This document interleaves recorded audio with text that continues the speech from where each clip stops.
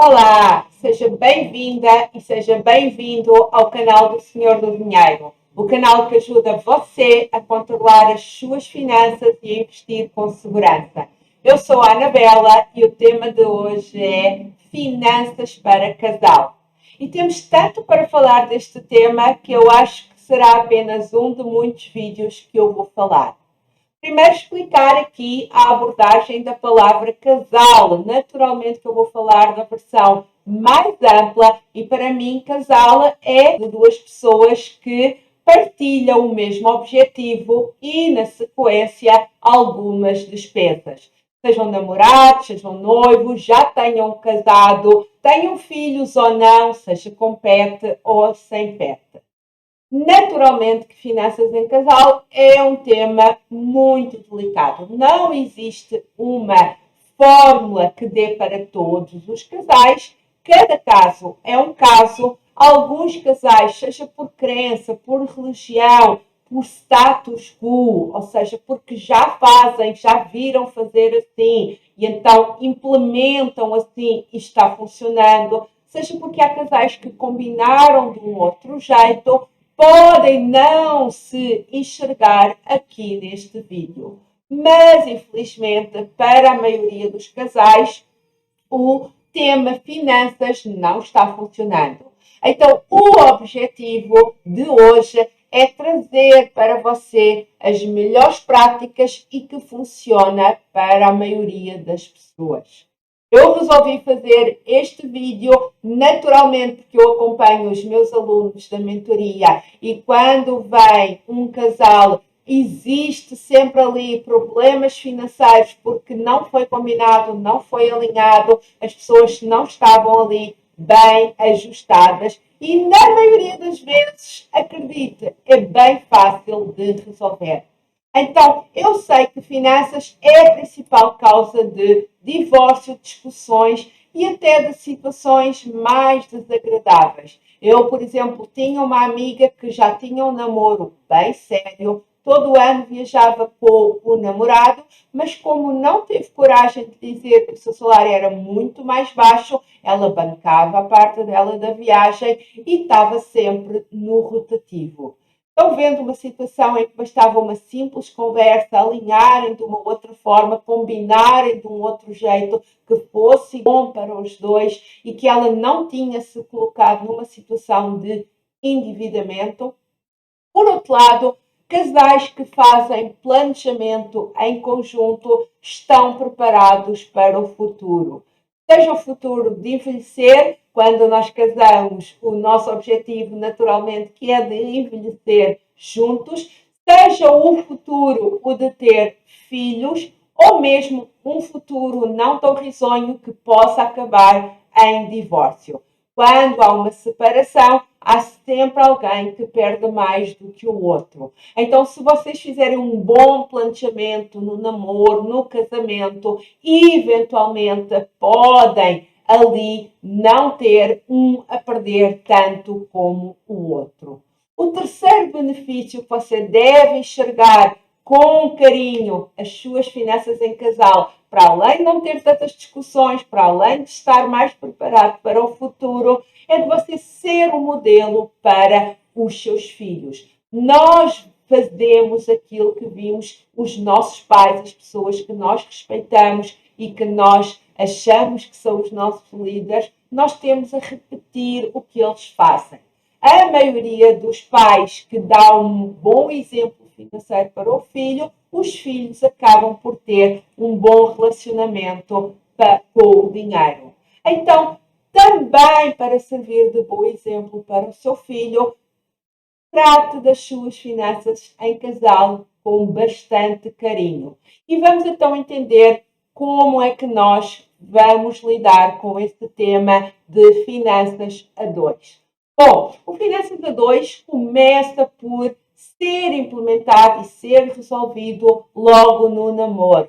Ah, Anabela, mas é logo no primeiro dia de namoro. Não, naturalmente que não. Quando o namoro começa a ficar sério, este tema tem que começar a ser abordado. Naturalmente que, tal como todas as outras conversas, o namoro é para nós nos conhecermos. Nós queremos conhecer como é que a outra pessoa pensa e age em determinadas situações. E por isso é que alguns namoros acabam, porque nós acabamos por ver que a pessoa pensa e age de uma forma muito diferente de nós e que eventualmente isso não trará futuro. No entanto, nas questões financeiras, parece que nós temos vergonha de ver como é que o outro age, de falar como é que nós achamos em relação ao dinheiro. É bem estranho, não é? Então, a minha primeira dica é que observem e comecem a conversar sobre estes temas. Aquelas conversas informais, mas que têm que já começar a existir. Veja como é que o seu parceiro, o seu namorado, a sua namorada se relacionam com o dinheiro. São um gasta tudo, vida louca, ou estão apenas perdidos, não têm conhecimento e é mais fácil corrigir. Entenda e transmita as suas opiniões. Discutir o salário é importante, dizer ao seu namorado ou à sua namorada quanto é que ganha. Na minha opinião, sim, se baseia tudo em transparência. Então, sim, é importante para as pessoas saberem o salário da outra, até para ajustar escolhas que ambos possam pagar. Se uma pessoa ganha muito mais e escolhe sempre os restaurantes ou as férias mais caras, pode colocar o outro que ganha menos numa situação mais chata, como aquela que eu falei da minha amiga, que apenas queria acompanhar o namorado, se colocou ali numa situação de dívida que foi difícil de sair, apenas porque não lhe contou quanto é que ganhava.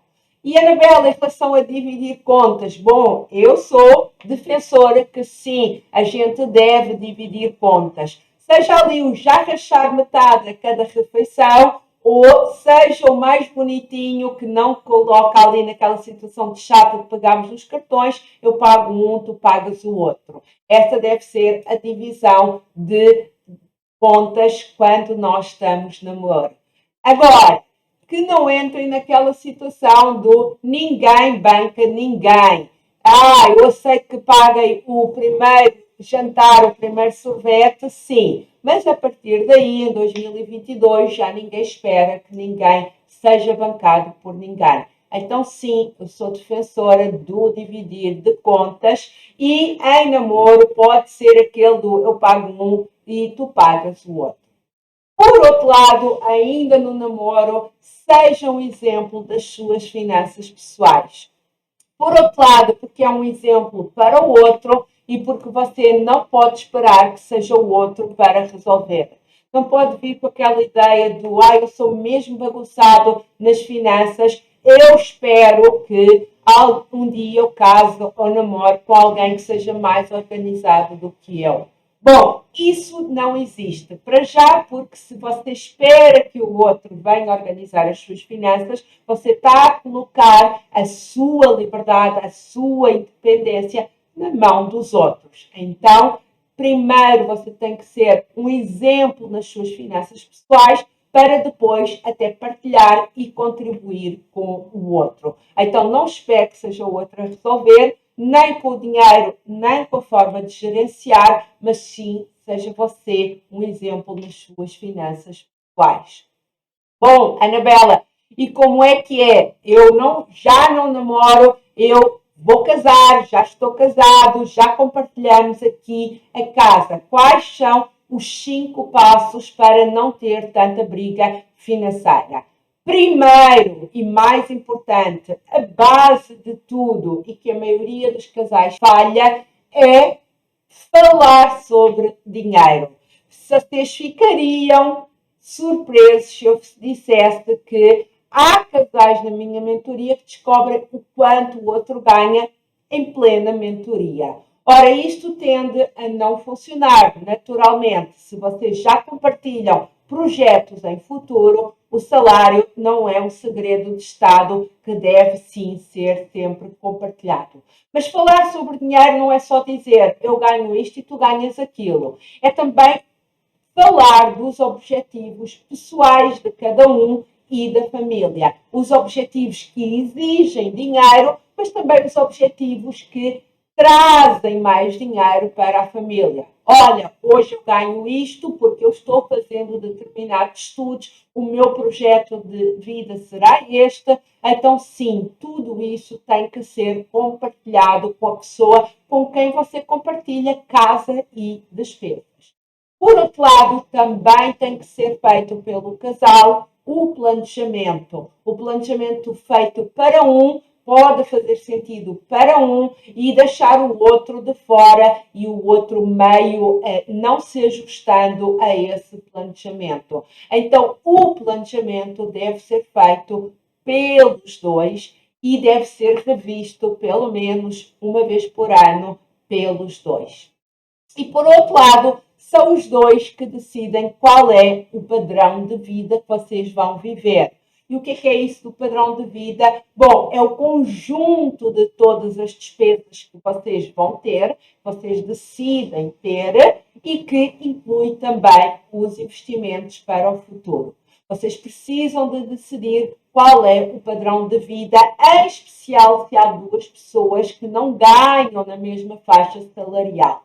A minha recomendação é que vocês mantenham o padrão de vida mais perto do que ganha menos. Porquê? Porque se acontecer alguma disrupção, é mais fácil os dois saírem e cada um seguir a sua vida, mas por outro lado, mantendo o padrão de vida abaixo, vocês conseguem poupar os dois mais dinheiro se mantiverem, como é esse o objetivo de um casamento, para o futuro em conjunto.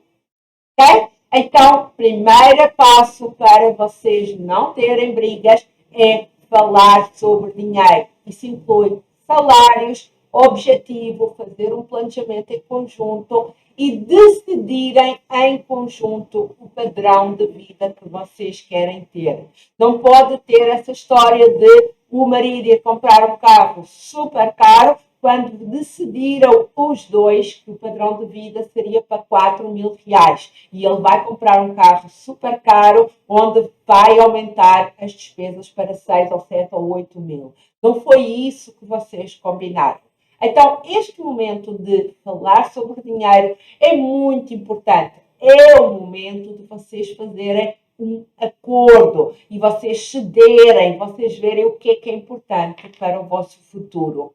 Depois de fazerem isso, chegou a parte de vocês fazerem o planejamento. Bom, e aí fazer o planejamento, eu queria que vocês colocassem, pensassem em 3 tipos de sacos onde vamos colocar o dinheiro. São 3 tipos de despesas, 3 tipos de envelope onde o casal tem que colocar o dinheiro. Primeiro são as despesas obrigatórias do casal. O que são as despesas obrigatórias do casal?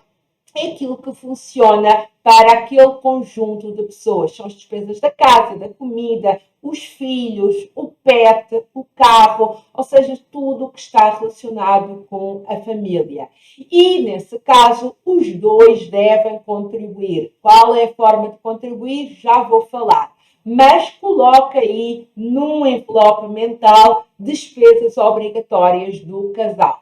Segundo, são as despesas pessoais, as despesas que não são obrigatórias do casal. É a academia de uma pessoa, é o salão de uma pessoa, é o lazer de uma pessoa. Então, porque nós, para além de fazermos parte de um casal, também somos indivíduos e também temos as nossas próprias necessidades. Então, tem as despesas obrigatórias do casal e tem as despesas de cada indivíduo.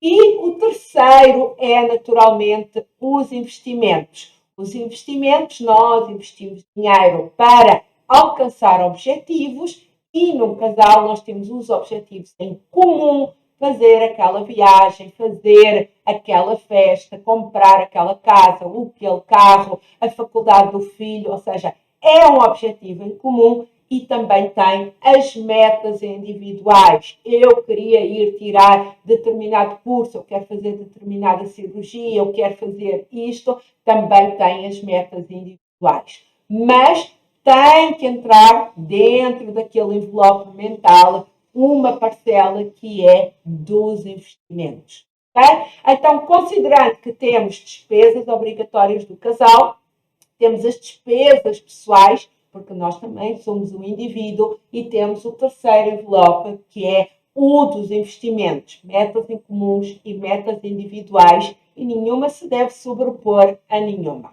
E, Anabela, como é que é a melhor forma de fazer a divisão desse dinheiro, em especial aquela parte ali que é as despesas obrigatórias do casal? Eu já vi casais em que cada um ganha o que ganha, junta tudo num bolo e as pessoas vão gastando esse dinheiro.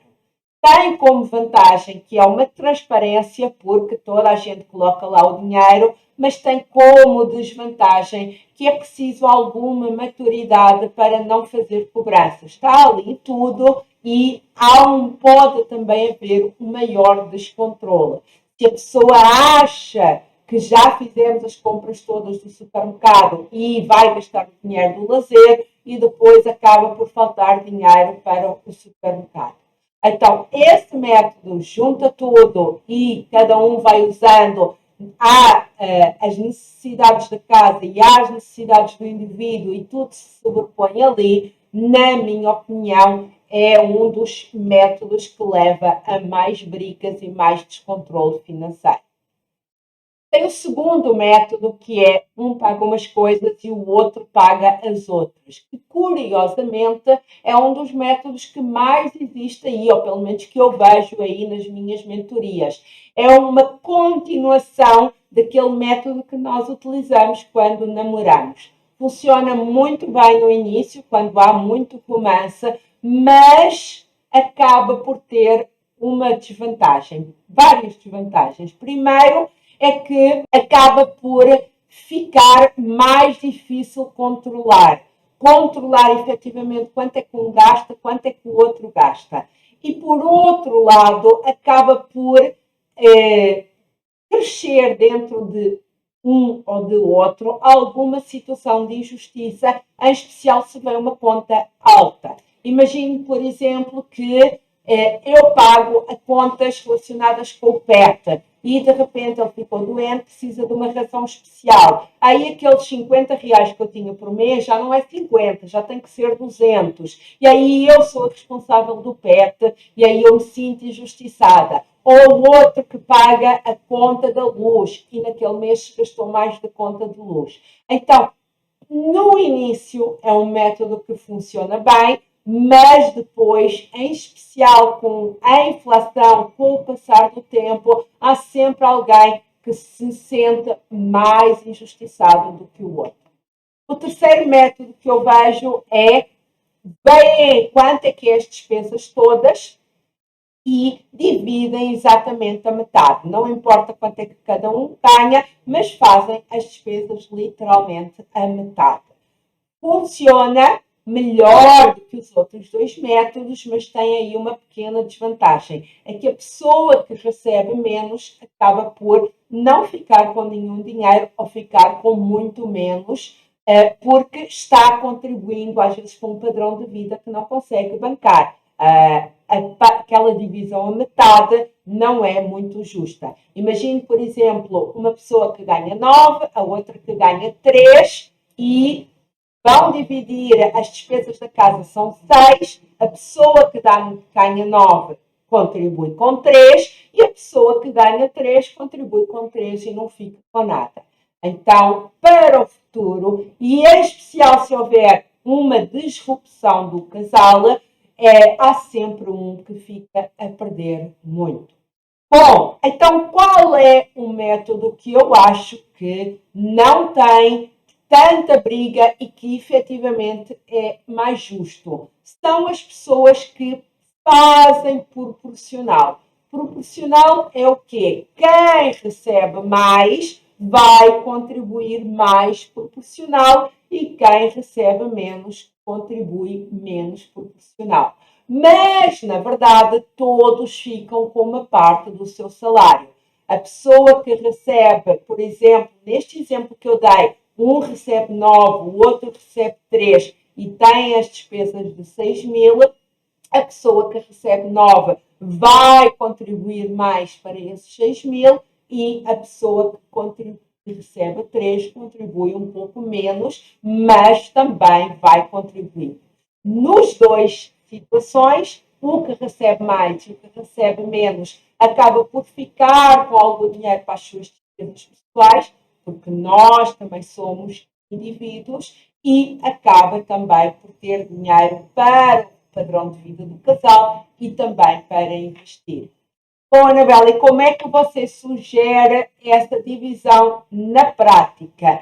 Eu acho que um método que causa menos briga e menos discussão é o existir 3 contas. Cada membro do casal tem a sua conta pessoal, onde ganha o salário, e existe uma terceira conta, e agora já existem contas gratuitas que não precisa de estar aí em grande banco, uma conta gratuita, digital, com um cartão, em que cada um dá a sua contribuição. Tem a contribuição dele, tem a contribuição dela, delas, e acaba por colocar lá o dinheiro e todas as despesas que são obrigatórias do casal saem daquela conta. As despesas individuais de cada um acaba por retirar da sua conta individual. Então, eu já fiz a minha contribuição para as despesas da casa, sobrou aqui um dinheiro e esta divisão proporcional foi feita para sobrar dinheiro aos 2 membros do casal, então eu posso ir ao salão. E, Anabela, como é que funcionam os investimentos? Também em conjunto. Bom, nós temos metas em conjunto e nós temos metas que são individuais, ok? Mas, na verdade, o investimento tem que ser feito em separado, porque o investimento fica na conta, no CPF de cada pessoa. Então, se vocês decidiram que iam contribuir cada um R$ 200 para uma viagem, vocês fazem o investimento em separado, cada um na sua conta, e quando chegar o momento de pagar a viagem, cada um saca o dinheiro e fazem o pagamento.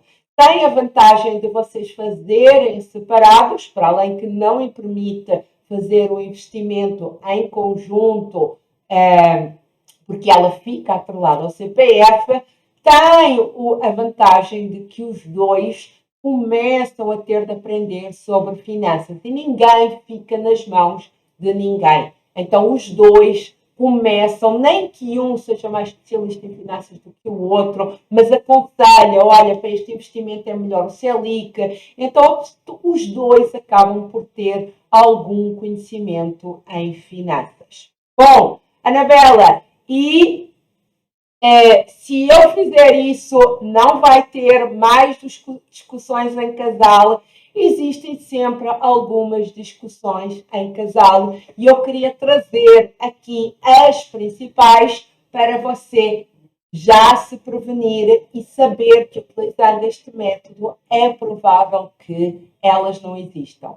Primeiro é metas desalinhadas. Quando existe uma pessoa que diz, eu vou comprar o carro, a outra diz, não precisamos fazer obras na cozinha, é um sinal que as pessoas não sentaram, não conversaram para ter as metas. Uma vez por ano ou 2 vezes por ano, as pessoas devem fazer um planejamento, o casal deve fazer um planejamento e daí coloca as suas metas. O que é mais importante para o próximo semestre ou próximo ano? É juntarmos dinheiro para o carro ou fazer as obras na cozinha.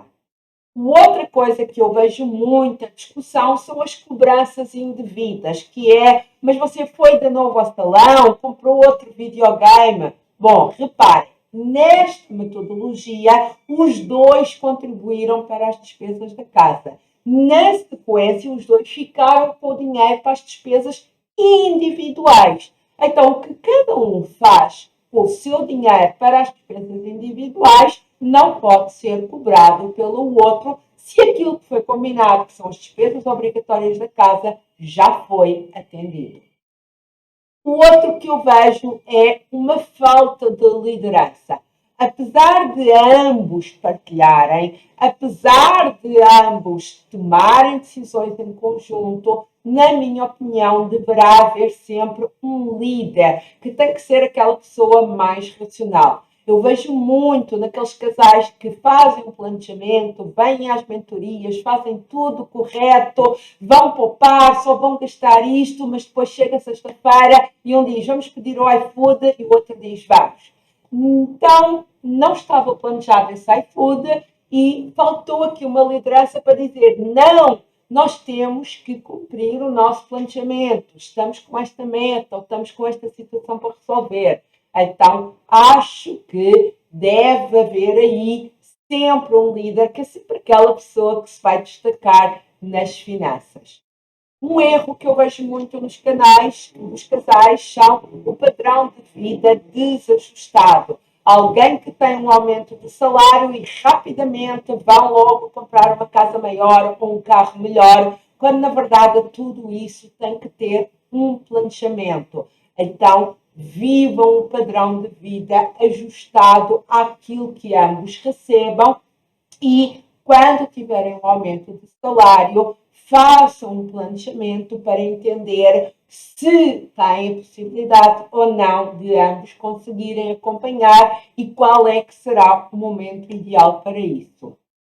E, finalmente, um que existe muito é infidelidade financeira. Infidelidade financeira é quando ambos se comprometem em fazer algo, quando ambos têm um determinado compromisso combinado e, na verdade, depois se descobre que isso não aconteceu. E, naturalmente, infidelidade financeira tem a ver com dinheiro.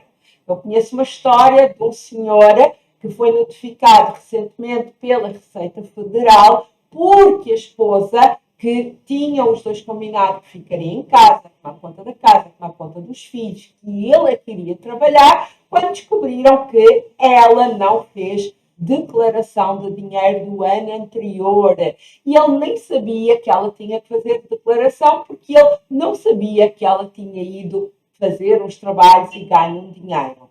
Então, isso é uma fidelidade financeira, porque ambos combinaram determinada situação e depois descobriram, neste caso, até pela pior forma, que é através da Receita Federal, que uma das pessoas tinha descumprido um combinado financeiro.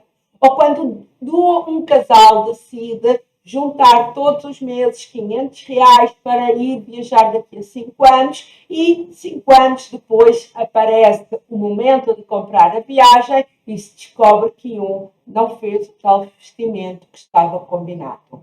Então, estes são os principais brigas que, se você utilizar este método, que é converse sobre o dinheiro, faça um bom planejamento, faça bem a divisão do dinheiro de forma a parecer justa, e a melhor forma de fazer a divisão do dinheiro é fazendo a divisão de forma proporcional. Tenha 3 contas, porque é importante sim que você, para além de ser membro do casal, também não se esqueça que é um indivíduo. E, resumindo tudo, fala com dinheiro com o seu cônjuge. Bom, se você está sentindo dificuldade deste tema, compartilhe ou assista este vídeo com o seu namorado ou com o seu cônjuge e, se tiverem alguma dúvida, deixem aí nos comentários. Nos vemos no próximo vídeo. Tchau, tchau!